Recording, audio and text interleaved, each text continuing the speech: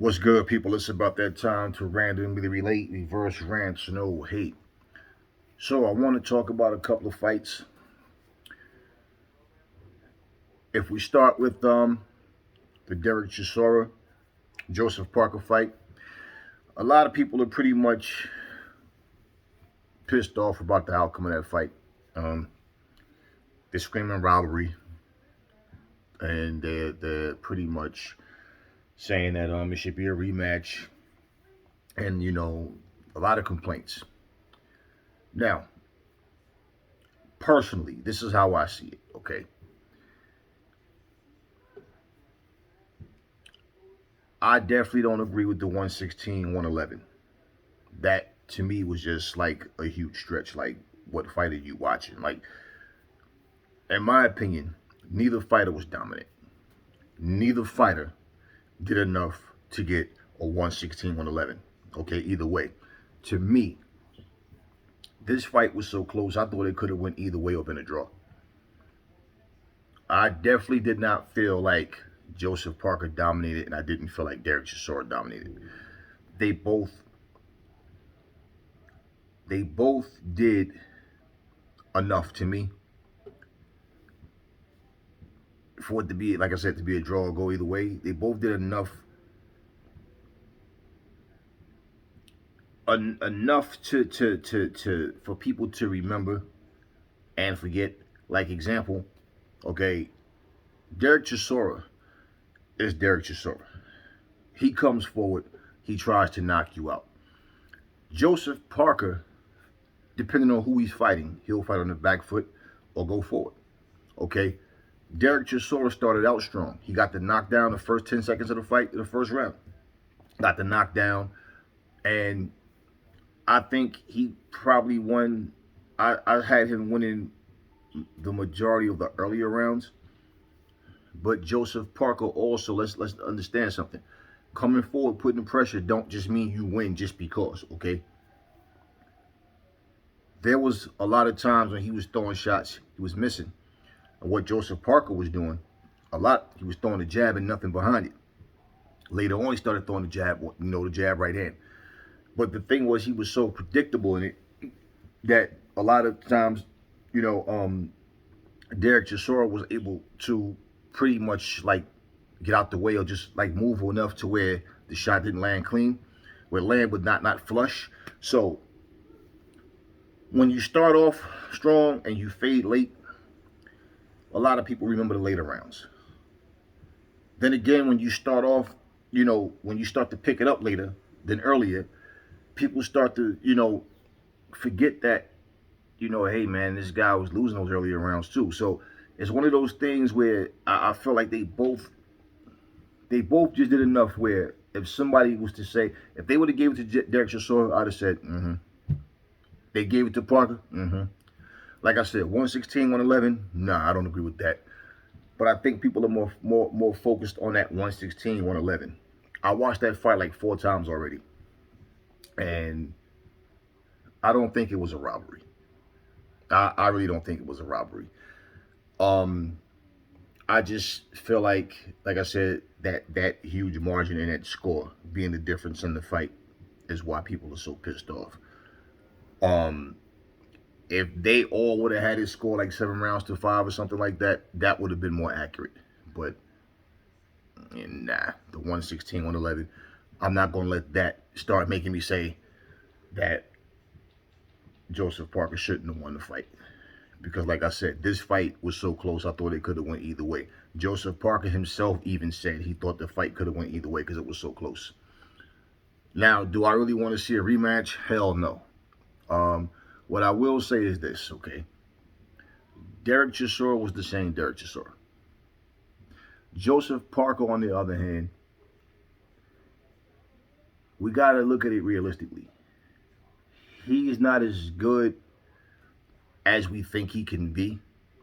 When you see potential in a guy and you go, you know what, if he just did this, if he did that, if he only learned to do this. Look, one thing we know about Joseph Parker is if you pressure him, he's going to fight on the back foot and he becomes very predictable. Joseph Parker fights better if it's a stalemate type fight and you give him time to think about what he wants to do. His punch selection was just, you could telegraph his shots. He has faster hands than Chisora. Um, but at the same time, you didn't really see footwork where he was able to give angles, move, get on the back foot, jab, jab, use those shots, work off the jab, move, counter. He's just not that kind of fighter. Pause. Parker is just not good at closing the distance, controlling the distance, rather. He's just not good at that. If he's coming forward and you're moving, he has a problem closing the distance. If you're coming at him, he has a problem controlling the distance. He smothers his shots because if you watch, he'll go back, he'll throw the jab and then grab, or jab right hand then grab. When he was able to back Derek Chisora up a couple of times in the fight, it's like, okay, when you get him on those ropes, let your hands go. Don't back him up and stand there and hold and just throw one shot to the while you're on the clinch. He just is things that he just doesn't do. And so I'm watching Joseph Parker and I'm saying, see, he hasn't improved since he lost his title.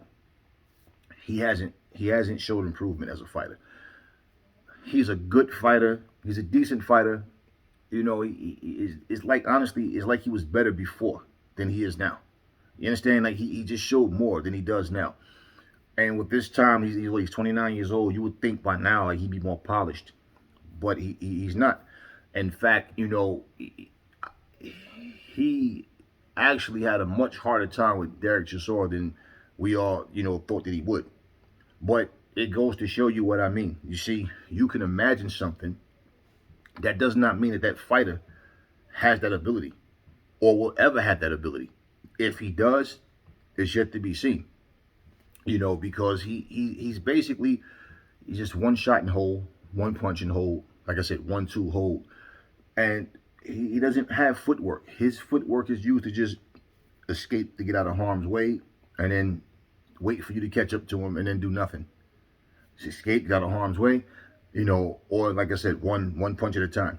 No combination punches really. Fighters just, I don't know, he did slip move, make him miss, make him pay, get on the inside, bam, bam, bam, let his hands go, move, pivot, just no side to side movement. And I'm watching him and I'm saying, yeah, well, we can't expect him to do what he just isn't capable of doing. And that's just the way I saw the fight. Now, if you watch Usyk versus Derek Chisora, Usyk moved all night because of his small size. It would be stupid for him to stand there and just try to fight the wrong fight. But Joseph Parker, on the other hand, is a much bigger dude naturally, and for him to fight the way he did, it just showed you, because he made Derek Chisora look better. He made Derek Chisora look like the old Derek Chisora. Derek Chisora breathes heavy even after the first round.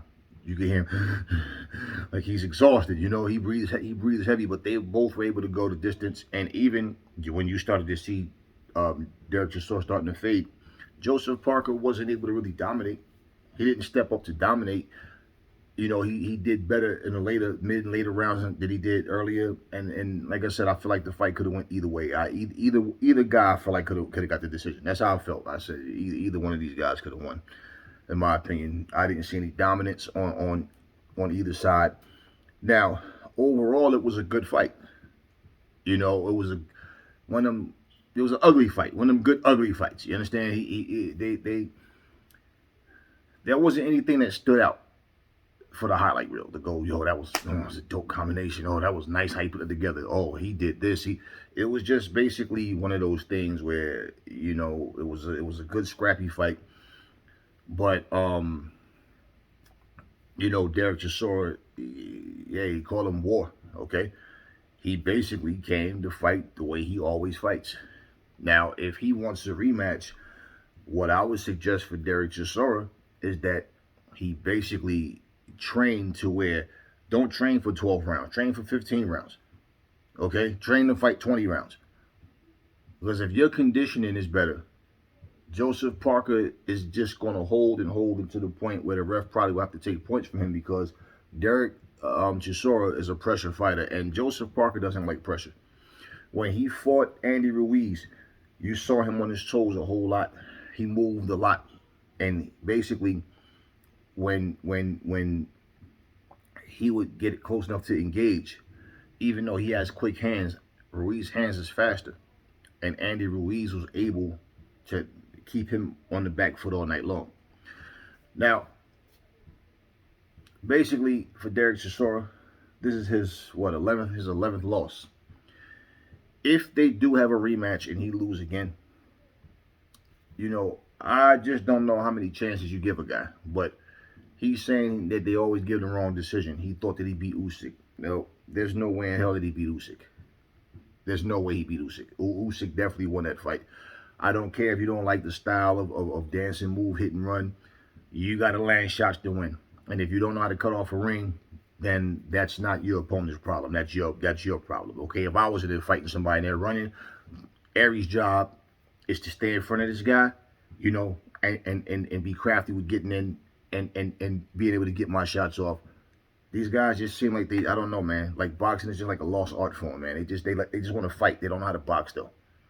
They're not hybrid fighters. They're not complete fighters. They're just good at one thing. Just good at coming in if you stand here and let them look good. But if you move, oh, he's running because they can't catch you. I mean, my job as a fighter is not to complain about how my opponent is fighting me. I'm the kind of guy, if you run, I'm gonna catch you. If you elbow me, I'm gonna elbow you back. You hit me low, I'm gonna hit you low. You hit me behind the head, I'm gonna hit you behind the head. Okay? I'm not gonna look for the referee to save me. You want to make it dirty, we can get dirty. That's just me.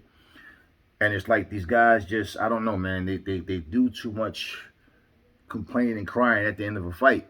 Well, if your cardio was better, you could turn up. And that's the thing. When you can't turn up.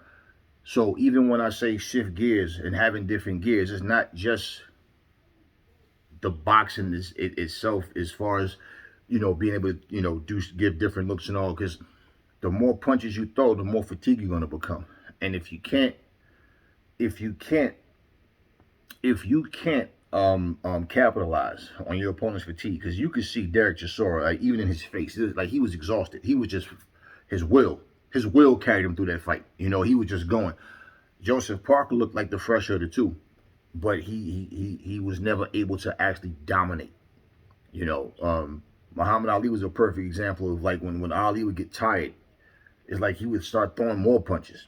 Now let's be real. Ali did take a lot of rounds off in fights when he got tired. It was like times he would just take a round off because it's not because he was playing with the guy. He was tired. But then, he'd come out of nowhere, he'd get his second win, and Ali would just punch and punch and punch and punch. And if he saw you getting exhausted, it's like he punched more. That's the mold I come from. Like, even when I'm exercising, if I'm doing something, the more fatigue I feel like I want to stop, I'll force myself to do another one. Next one, you feel like you want to, but boom, force. You just keep going. You just keep going. You just keep going until you actually really are on that floor. Like, I don't have another one in me yet. Hold up, give me a minute. And you just didn't see any second gear. But props to both fighters, man, because they both did what they had to do. And again, you can't expect something out of a person that they're not able to produce. And Derek Chisora, he looked like the old Derek Chisora because Joseph Parker is just not as good as we, I guess, want him to be. It's that simple. I mean, people talk about styles make fights. Let me ask you something. Because people love to keep bringing Anthony Joshua's name up against all these different opponents. But do you think Anthony Joshua would have had a tough time with Derek Chisora like that? Derek Chisora comes in a straight line. No head movement. He just comes in, put his arm up a little bit, try to catch the shot, and then just come over top, or he try to come over, and it's the same thing every single time he enters the same way and exits the same way. So if you can't capitalize on a guy that's that slow of feet and hands, even though, yeah, he comes to bring war because that's the only way he know how to fight. But again, we saw a much smaller Usyk make him look like, he basically made him look bad. He made him look terrible by doing basic things. So Joseph Parker, His progression is up to him and his team, man. I mean, I just don't see him doing much to improve. He's the same fighter. I mean, since he lost his title, if you watched fights with Joseph Parker before he became champ, and during his, when he became champ, he threw better combinations. It's like he had more confidence in his speed. His foot speed was different. He gave better angles than he does now. He really is like now, like when he fought Junior Fa, he tried to get Junior Fa out of there. And it just didn't work. And he looked terrible in that fight to me. He looked bad. It just shows like he doesn't have his boxing IQ. He has heart, and he can box. He's a decent boxer. Derek Joseph Parker. He's a decent fighter. He's a decent fighter. Okay, but to me, his skills have deteriorated some. He's not the same fighter. I like Joseph Parker as a fighter a lot better back, a couple of years ago than I do now as a fighter. And so, we'll see what happens. Okay. Pause. Okay, next fight I want to talk about is Chris Eubanks Jr. versus Marcus Morrison. Now, it's not a whole lot. Well, it is a lot to say, but it's really not necessary. Let me say this. I tip my hat to both guys. What I saw was this. Chris Eubanks Jr., he said he wanted more rounds. I believe that was the case. Because he was putting on this guy early, and he just backed off him and, allowed the fight. A couple of times he just backed off him when he was putting heat on him, and he allowed, the fight just went on. And, of course, this guy, Marcus Morrison, started to get more heart. Now, Marcus Morrison can punch. He's not an elite fighter, but he can punch. Decent fighter, and he basically started to get more heart, more courage, because it's like, okay, I'm still in here. I don't know if he really saw it as, okay, this dude is taking it light, he's holding back, but that's what I saw. And Eubanks even said that. Roy Jones said it. I believe that's the truth. You can see a difference in Chris Eubanks. Now, I saw him, throwing 3, 4, 5, 6 left hooks in a row, like, some old Roy Jones stuff. I can see, he's using more feints now. How Roy would have his hand low, and sometimes like he would just fake the jab, boom, throw the right hand. I mean, you saw some Roy Jones tactics, okay? Now, him having a father that's famous, that's a legendary fighter, is going to be hard for him to be able to shake that, okay? As far as I'm concerned, he'll never be as good as his father. He'll never be as good as Roy Jones. He doesn't have to be, okay? He has to be good enough to beat the opponents that he has, okay? And basically, the whole idea of Roy training him is not for him to try to turn him into Roy Jones or try to turn him into his father. It's basically to enhance what he already has and then add to his game. Now, his boxing IQ, how it develops, is going to come down to what he learns, what he's able to absorb, and what he's so comfortable doing in the ring. Now, is his improvement good enough to beat a Charlo, or Demetrius Andrade, or Canelo, or Billy Joe, or any of those guys? Well, this is what we want to see. It's not about us sitting here dictating who he can and can't beat, and things happen.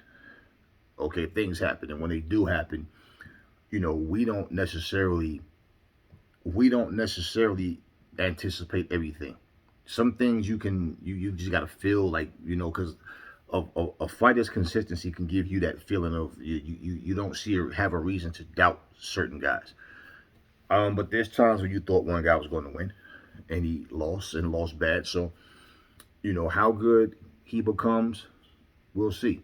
But people have been ragging on him for a long time. But you can definitely see improvements in his game, his patience.